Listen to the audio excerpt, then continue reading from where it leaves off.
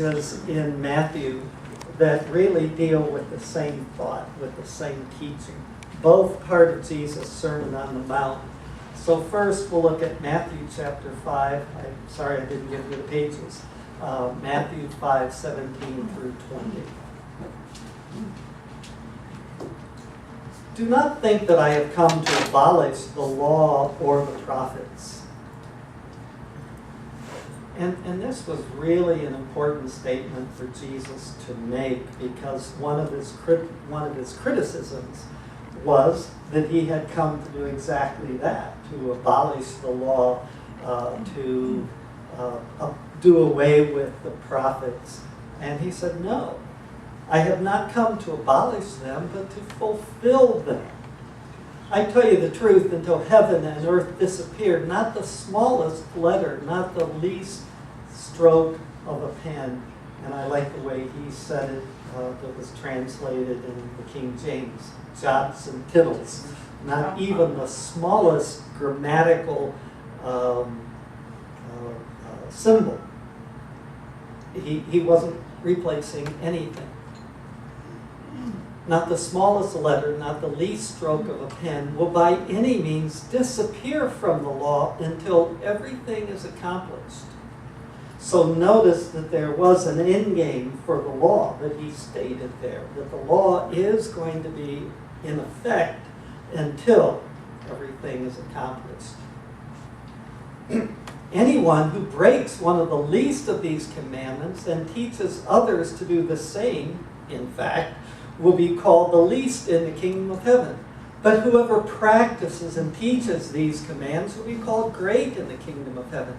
For I tell you that unless your righteousness surpasses that of the Pharisees and teachers of the law, and nobody was more obedient to the law, nobody was more particular about the law than the Pharisees and the teachers of the law.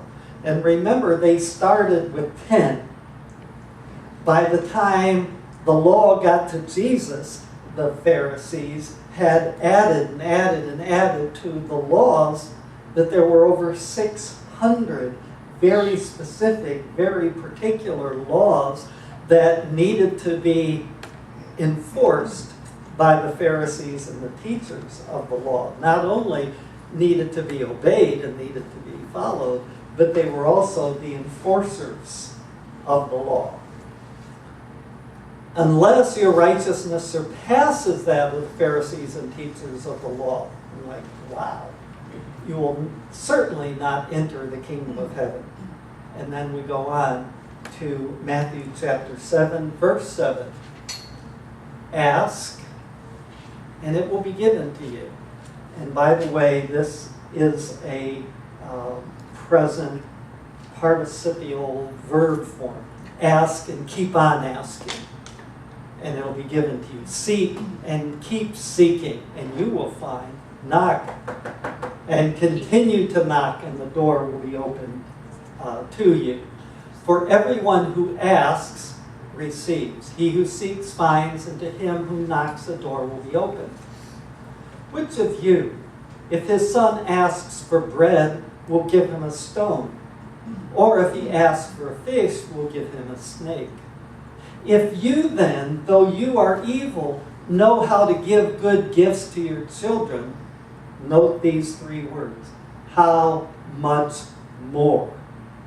How much more will your Father in heaven, will your Abba, give good gifts to those who ask him? So in everything, do to others what you would have them do to you. For this sums up the law and the prophets. So if you look at all the teaching on the law from the Old Testament and from the rabbis and the teachers of the law and the prophetic teachings, you want the summation of that? In everything, do to others what you would have them do to you. For this sums up the law and the prophets. Enter through the narrow gate. For wide is the gate and broad is the road that leads to destruction, and many enter through it.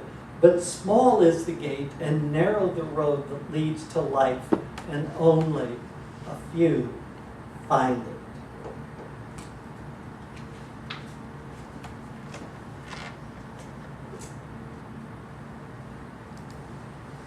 I've added